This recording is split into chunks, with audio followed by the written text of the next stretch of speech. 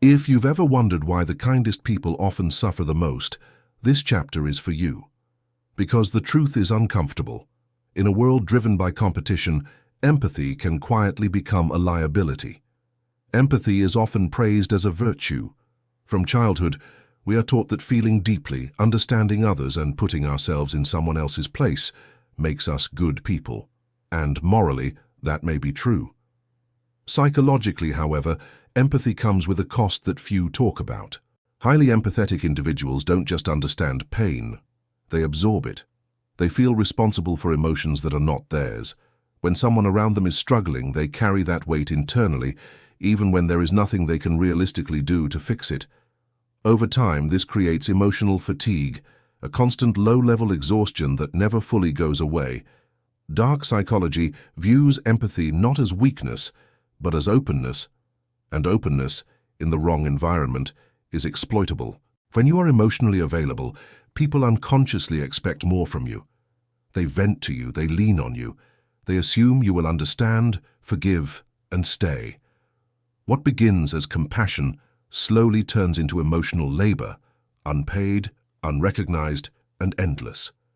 Empathetic people also struggle with boundaries. Saying no feels cruel. Pulling away feels selfish. Prioritizing themselves triggers guilt. So instead, they overextend. They listen when they are tired. They help when they are depleted. They stay quiet when something hurts them. Not because they are weak, but because they care. The darker reality is this. Empathy makes you predictable. When others know you will always try to understand, always give the benefit of the doubt, always avoid conflict, they adjust their behavior accordingly. Sometimes consciously, often unconsciously. Your kindness becomes something they rely on, not something they respect. This is where suffering begins to take root. Not in dramatic moments, but in small, repeated acts of self-neglect. Each time you silence your discomfort to protect someone else's feelings, each time you minimize your needs to keep the peace, each time you tell yourself, "It's okay, I can handle it." If you're finding yourself nodding along, take a moment here. And if this kind of psychological exploration resonates with you, consider liking the video and subscribing.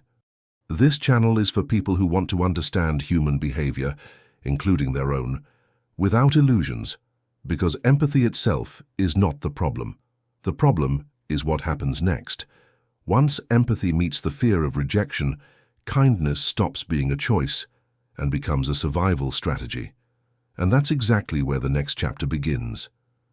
When empathy becomes a constant burden, it often evolves into something more specific and more damaging. People-pleasing. What starts as a genuine desire to care slowly turns into a quiet fear of losing connection. At its core, people-pleasing is not about kindness. It is about safety. Psychologically, many good people learn early in life that acceptance is conditional. Love feels earned, not given. Approval becomes something you maintain through behavior, by being helpful, agreeable, and easy to be around. Over time, this belief hardens into a rule.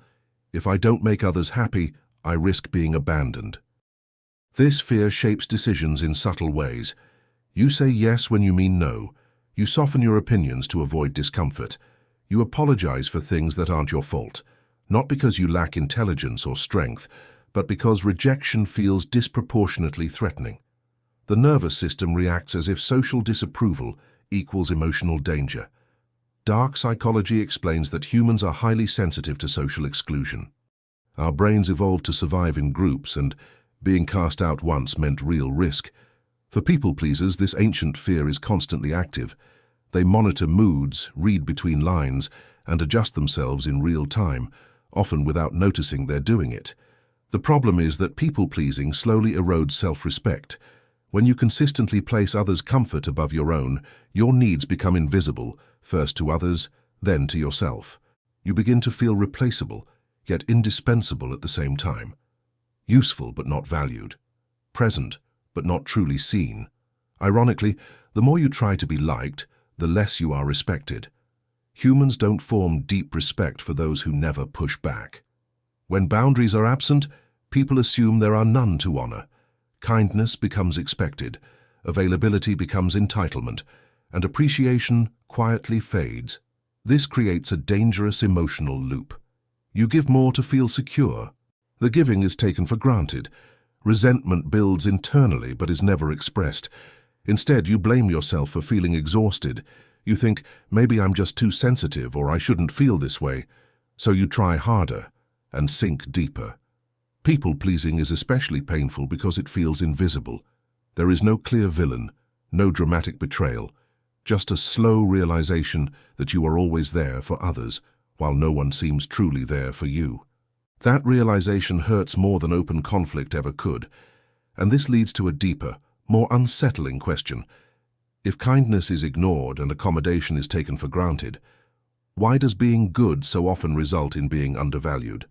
That question brings us directly to the next layer of this pattern, the uncomfortable truth about how humans perceive strength and morality. By the time kindness turns into people-pleasing, a painful realization begins to surface. Being good does not automatically earn respect. In many environments, it quietly does the opposite. To understand why, we have to look beyond morality and into how humans actually perceive value. From a dark psychology perspective, respect is not primarily about virtue, it is about strength. On a subconscious level, people scan their social world for signals of confidence, boundaries, and the ability to withstand pressure. These signals help them determine who sets the tone and who adapts to it. Kindness, when detached from strength, often fails this test. Evolutionary psychology offers part of the explanation. For most of human history, survival depended on hierarchy and dominance as much as cooperation. Those who appeared decisive and unyielding were perceived as safer to follow. Those who constantly accommodated others were useful, but rarely influential. That ancient wiring still shapes modern behavior, even in polite, civilized settings. This is why kindness is so often misread as weakness. When someone is endlessly understanding, forgiving, and flexible, others unconsciously assume there is no cost to pushing them. Boundaries define value. Without them, kindness blends into the background. It becomes a resource to consume, not a quality to honor. You see this dynamic everywhere. In the workplace, the most reliable person is given more work, not more respect. In friendships, the one who always shows up is the one least considered. In relationships, unconditional availability often reduces perceived worth. The tragedy is that none of this happens out of malice.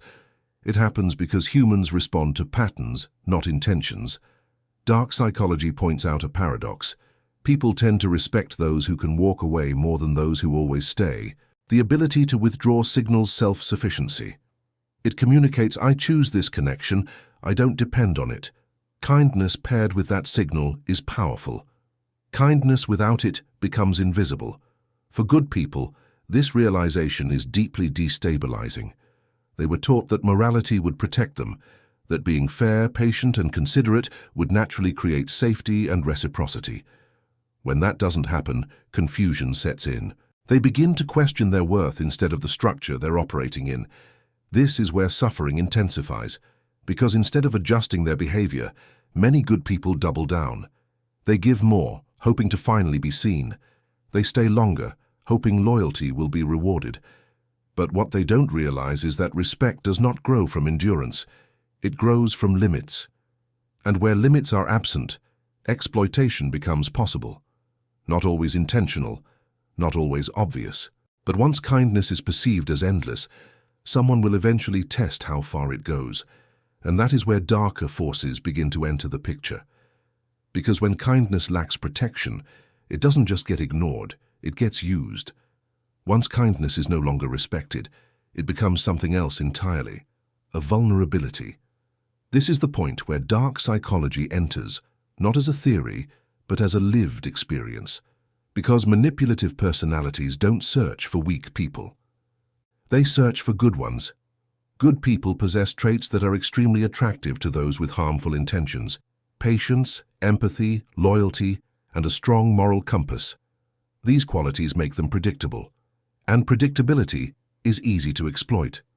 Manipulators understand this instinctively. They sense who will give second chances, who will doubt themselves, and who will stay longer than they should. One of the most common tools used against good people is guilt. Subtle, persistent guilt. Statements like, "After everything I've done for you, you're the only one I can rely on," or "A good person wouldn't abandon me," are not expressions of vulnerability. They are pressure disguised as morality. And because good people care deeply about being fair, these messages land hard. Gaslighting often follows. Your reactions are reframed as overreactions. Your boundaries are labeled as selfish. Your discomfort is treated as evidence of emotional immaturity. Slowly, your internal compass begins to malfunction. You stop trusting your instincts and start relying on the manipulator's version of reality. What makes this especially dangerous is how good people rationalize mistreatment. They don't see themselves as victims. They tell themselves stories instead. They're just stressed, they didn't mean it, everyone has flaws. Dark psychology thrives on this kind of self-sacrificial thinking. The longer you stay understanding, the deeper the control grows. Another powerful weapon is the moral narrative of endurance. Phrases like, "Be the bigger person," "Forgive and forget," or "Love means sacrifice" are not inherently wrong, but in toxic dynamics they become chains. Good people internalize the belief that leaving is a moral failure, not an act of self-respect. This is why good people often stay in unhealthy relationships far longer than others. They don't want to cause pain. They don't want to give up. And most of all, they don't want to become someone they're not. Ironically, this commitment to goodness becomes the very thing that keeps them trapped.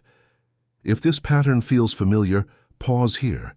And if this exploration of human behavior resonates with you, consider liking the video and subscribing. This channel exists to expose these patterns, not to create cynicism, but clarity. Because the most painful part is not the manipulation itself. It's what happens internally, when your anger is swallowed, when your frustration is turned inward, when your silence becomes self-blame.